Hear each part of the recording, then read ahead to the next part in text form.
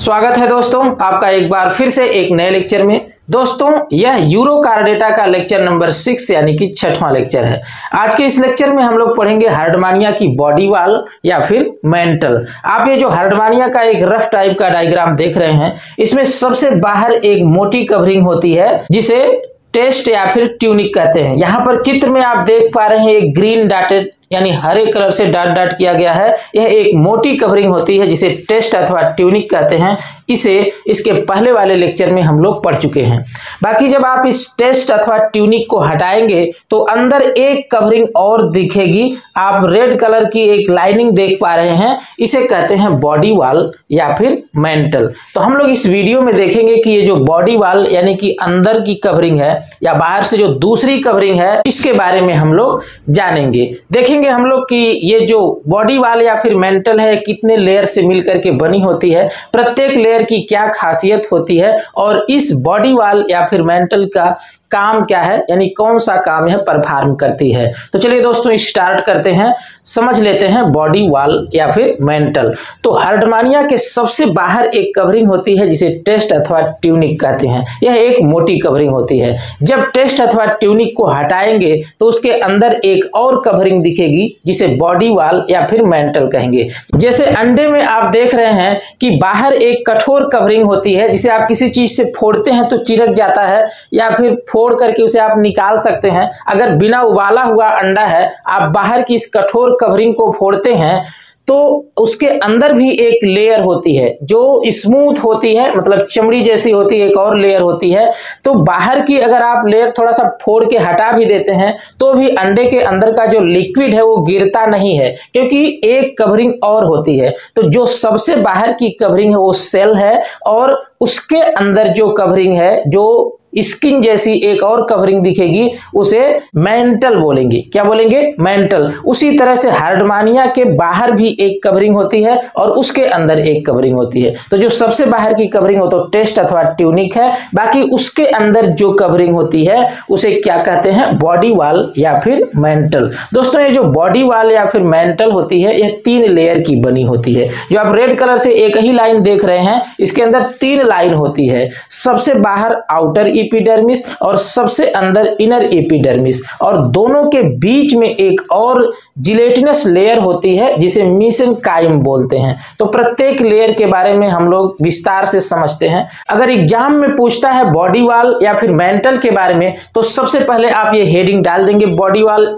या मेंटल, और उसके नीचे लिख देंगे just beneath the test body wall are mantle present, यानी कि टेस्ट के जस्ट बीनीथ यानी जस्ट उसके अंदर बॉडी वॉल या फिर मेंटल पाई जाती है। मैंने अभी बताया है कि सबसे बाहर तो टेस्ट है और जस्ट उसके अंदर क्या है? बॉडी वॉल या फिर मेंटल। तो आप क्लियर हो गए। इसके बाद है after removal of test body wall visible. जैसे ही आप इस टेस्ट को हटाएंगे, निकालेंगे, इसके अंदर बॉडी वॉल दिखने लगेगी। जैसे अंडे का ऊपर बाहरी खोल जो कठोर खोल है उसे हटाएंगे तो उसके अंदर की खोल दिखने लगेगी। उसी तरह से यहाँ पर भी है। आगे लिख देंगे the mantle attached with test only at the branchial and atrial aperture. आप देख रहे हैं एक ब्रैंकियल अपर्चर है, ये देखिए क्या है? ब्रैंकियल अपर्चर है, और ये क्या है? एट्रियल अपर्चर है। जब आप टेस्ट को हटाएंगे तो अंदर की ये कवरिंग दिखेगी बॉडी वॉल या फिर मेंटल। ये जो बॉडी वॉल होती है ये हर जगह इस टेस्ट से सटी नहीं होती है, इसके बीच में फर्क होता है, यानी कि जुड़ी नहीं होती है। सटी भले हो लेकिन जुड़ी नहीं रहती। जैसे 2 उंगलियां आपस में सटी हुई हैं तो क्या जुड़ी हुई हैं? नहीं। तो उसी तरह से यह जो बाहर की कवरिंग टेस्ट है और अंदर की कवरिंग जो बॉडी वॉल है ये हर जगह आपस में नहीं सटी होती है। केवल ये जो ब्रैंकियल अपर्चर है और एट्रियल अपर्चर है, इसी जगह पर दोनों एक दूसरे से जुड़ी होती हैं, मिली होती हैं। तो यही बात यहां पर बताया गया है the mantle attached with test, यानी जो मेंटल होता है वह टेस्ट से अटैच्ड होता है only at the branchial and atrial aperture. केवल ब्रैंकियल और एट्रियल अपर्चर पर ही ये दोनों मिले होते हैं, अटैच्ड होते हैं, जुड़े होते हैं। तो क्लियर हो गया। तो 2-3 बातें आप जान गए। पहला तो यह टेस्ट के नीचे पाई जाती है। दूसरा ये जान गए आप टेस्ट को हटाएंगे तो मेंटल दिखेगी। और तीसरी बात आप ये जान गए कि ये जो बॉडी वॉल होती है टेस्ट से हर जगह नहीं अटैच होती है, केवल ब्रैंकियल और एट्रियल अपर्चर के पास ही यह दोनों अटैच होती हैं। आगे फिर लिख देंगे मेंटल सिक्रीट टेस्ट, यानी जो मेंटल होता है अंदर की जो बॉडी वाल होती है यह टेस्ट सिक्रीट करती है या ट्यूनिसिन सिक्रीट करती है, बाद में वो टेस्ट बन जाता है, तो सिक्रीट टेस्ट। क्लियर हो गया। आगे है mental not developed uniformly through out the body, यानी जो अंदर की कवरिंग जो मेंटल है यह पूरी बॉडी पर यूनिफॉर्मली नहीं डेवलप होती है। ऐसा नहीं है कि यहां से लेकर के पूरी जितनी बॉडी है पूरा एकदम एक ही समान हो, मतलब बराबर रूप में पूरी बॉडी के बाहर यह विकसित हो, ऐसा नहीं होता है। कहीं पर मोटी होती है, कहीं पर पतली होती है, कहीं ज्यादा मस्कुलर होती है, कहीं पर यह ट्रांसपेरेंट होती है, कहीं पर ट्रांसपेरेंट नहीं होती है, तो मतलब पूरी बॉडी पर यह यूनिफॉर्मली डेवलप नहीं होती है, तो इसी बात को यहाँ पर बताया गया है। आगे है mental enclosed a large water filled cavity called atrium, यानी जो मेंटल है यह इनक्लोज्ड मतलब घेरे रहती है एक वाटर फिल्ड कैविटी, मतलब जल से भरी हुई एक कैविटी को यह घेरे रहती है, जिसे क्या कहते हैं एट्रियम। तो एक कैविटी है जो अंदर है इसको क्या बोलेंगे एट्रियम, और इसी एट्रियम को यह घेरे रहती है कौन मेंटल या फिर बॉडी वाल। क्लियर हो गए। आगे है the mental made up of 3 layers that is, यानी कि जो मेंटल होती है 3 लेयर की बनी होती है, अभी मैंने आपको बताया है। अब वो तीनों लेयर कौन कौन सी हैं, तो जो सबसे बाहर की लेयर होती है उसे कहते हैं आउटर एपिडर्मिस। बाहर का मतलब आप टेस्ट मत समझ लीजिएगा, ये जो अंदर आप बॉडी वाल देख रहे हैं इसी के बाहर की लेयर की बात हम कर रहे हैं। बाकी बॉडी के सबसे बाहर तो टेस्ट होती है, आप क्या पढ़ रहे हैं बॉडी वाल, तो बॉडी वाल में 3 लेयर है और उसमें जो सबसे बाहर लेयर है उसे आउटर एपिडर्मिस, और जो उसके अंदर जिलेटिनस लेयर है उसे क्या कहेंगे मेसेनकाइम, और उसके अंदर यानी जो सबसे अंदर की लेयर है उसे क्या कहेंगे इनर एपिडर्मिस। तो कितनी लेयर है 3 लेयर, सबसे बाहर आउटर एपिडर्मिस, उसके अंदर मेसेनकाइम और सबसे अंदर इनर एपिडर्मिस। तो तीनों में से सबसे पहले आप हेडिंग डाल देंगे आउटर एपिडर्मिस और इसमें लिख देंगे it is made up of single layer of hexagonal cells, यानी कि हेक्सागोनल सेल्स से मिलकर के बनी होती है। अभी आप इनर एपिडर्मिस में देखेंगे पॉलीगोनल सेल्स। तो 2 चीजें आप याद रखेंगे, आउटर एपिडर्मिस जो होती है वो हेक्सागोनल सेल्स की बनी होती है।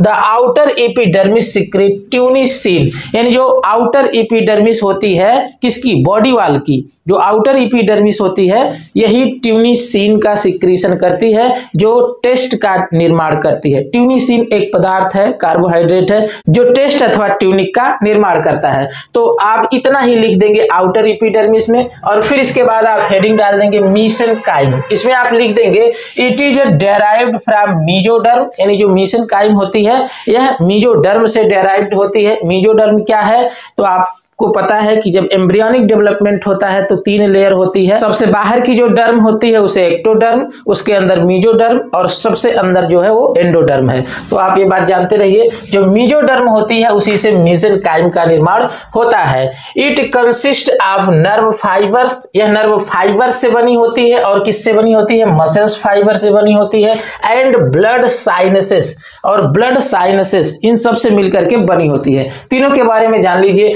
नर्व फाइबर क्या है तो जो नर्व सेल होती हैं वो नर्व फाइबर, या इसके अलावा फिर मसल्स फाइबर यानी इनके अंदर कुछ मसल्स भी होती है, and blood sinuses. Blood sinuses क्या होता है तो इसकी जो बॉडी वाल होती है, ये मान लीजिए इसकी बॉडी वाल है तो इसके अंदर छोटे छोटे चैम्बर होते हैं, छोटी छोटी जगह पाई जाती है, स्पेस होता है, इसके अंदर ब्लड भरे होते हैं तो इसको बोलते हैं ब्लड साइनसेस। इसके अंदर ब्लड होते हैं तो इसे बोलेंगे ब्लड साइनसेस। जब आप इसका हार्ट पढ़ेंगे या सर्कुलेटरी सिस्टम पढ़ेंगे तो आपको ये चीजें पूरा क्लियर हो जाएंगी। बाकी साइनसेस का मतलब आप इतना जरूर जानते रहिए कि ये छोटे छोटे स्पेस होते हैं जिसके अंदर ब्लड भरे होते हैं। तो क्लियर हो गए आप। अब इसके बाद फिर हेडिंग डाल देंगे इनर एपिडर्मिस। इसमें लिख देंगे inner epidermis is single layer structure, जैसे यहां पर आपने देखा था सिंगल लेयर स्ट्रक्चर, वैसे ये भी सिंगल लेयर स्ट्रक्चर है, made up of by polygonal cells. यहां पर देखिए क्या है हेक्सागोनल सेल्स और यहां पर क्या है पॉलीगोनल सेल्स। तो एक लाइन बिल्कुल एकदम सेम है।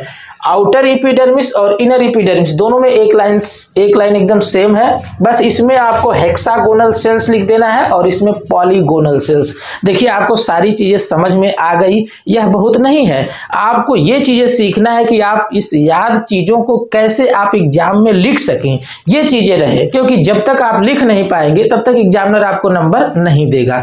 केवल आप समझ गए और बाह बाह कहने लगे तो ऐसा नहीं है, आप लिख करके प्रैक्टिस करिए। आप सेंटेंस बना पा रहे हैं कि नहीं बना पा रहे हैं? अगर नहीं बना पा रहे हैं तो आप एग्जाम में कैसे व्यक्त करेंगे? उल्टा पुल्टा आप लिख करके आएंगे, सेंटेंस सही नहीं रहेगा, 1 नंबर 2 नंबर 1 नंबर 2 नंबर ऐसे पा करके आप पास हो सकते हैं, मानता हूं, लेकिन आपका अच्छा नंबर नहीं आएगा। लेकिन अगर आप सेंटेंस बना करके वो चीजें एग्जाम में व्यक्त कर सकेंगे तो आपको अच्छा अंक भी मिलेगा। इसलिए आप लिख करके इसे प्रैक्टिस करिए ताकि आप एग्जाम में लिख सके। बहुत से ऐसे स्टूडेंट होते हैं जिन्हें सारी चीजें पता रहती है, लेकिन समस्या ये आ जाती है कि उसे एग्जाम में लिखें कैसे। तो बिना सेंटेंस के 2-4 शब्द ऐसे लिखते हैं तो क्या होता है कि एग्जामिनर सही शब्दों को देख करके 1-2 नंबर ऐसे करके देता रहता है, लेकिन अगर आप सेंटेंस बना करके अच्छे से लिखेंगे तो आपको फुल नंबर मिलेगा। तो आप इन बातों को समझिए कि क्या क्या सेंटेंस हमें यूज करना है।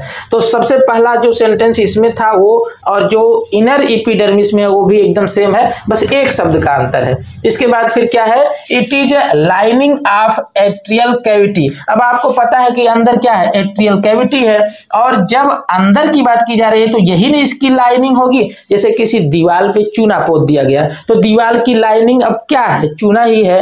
अब जैसे मान लीजिए कोई घर है तो घर का अंदर जो जगह है वो क्या है, एट्रियम है, और जो चूना लगाया गया है यानी जो पुताई की गई है चूने की, तो वो क्या है, इनर एपिडर्मिस है। तो वही इसकी लाइनिंग भी है इस कैविटी की। तो आप समझ पा रहे होंगे जो अंदर एक कैविटी है यह एट्रियम है, और सबसे अंदर जो एपिडर्मिस है यानी इनर एपिडर्मिस है वही इस कैविटी की लाइनिंग है। आप समझ गए होंगे। अब आगे देखिए, the internal organs are present inside the inner epidermis, यानी जो इंटरनल ऑर्गन्स होते हैं वो सारे ऑर्गन्स इसी इनर एपिडर्मिस के अंदर उपस्थित होते हैं। Internal organs are seen after removal of body wall. जैसे ही आप बॉडी वॉल को हटाएंगे अंदर के सारे ऑर्गन्स दिख जाएंगे। जो अंदर जितने भी ऑर्गन्स है, digestive system, excretory system, circulatory system, nervous system, सारे ऑर्गन्स दिख जाएंगे अगर आप बॉडी वॉल या फिर मेंटल को हटाएंगे